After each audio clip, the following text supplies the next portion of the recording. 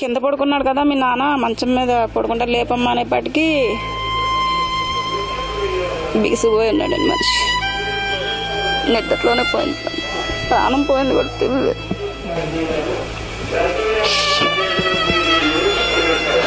విడిగా అమ్మేసేవాళ్ళు అండి. ఎక్కడ పడితే అక్కడ కల్తీ బ్యాందీలు వాళ్ళు ఇష్టం వచ్చినట్టు చేశారండి. మమ్మల్ని ముంచేశారండి. ఏదో వస్తుందని కాదండి, అంత బాధ ఇప్పుడు ఏడుతూనే ఉంటానండి. 3 రోజుల్లో 55 మంది చచ్చిపోయారంటే అసలు ఎంకవరకు రాలేదు ఎవరో కూడా. బాగానే ఉండేవాళ్ళం సార్. ఈ కల్తీ సారా వల్ల నా జీవితం మొత్తం నాశనం అయిపోయింది. నా పిల్లలు అనాథ అయిపోయారు. ఇప్పుడు మా పరిస్థితి ఎలాగుందంటే సార్ అది కట్టలేక కూడా బాధపడుతున్నాం సార్. 3 రోజులు తాగిన వల్ల నాటుసారా బాగా కల్తీ జరిగింది దాంట్లో. ఆ 3 రోజులు వాంతులు, విరేచనాలు, ఫిట్స్ వస్తాం, కడుపులో మంటండి, కళ్ళుపోతాం.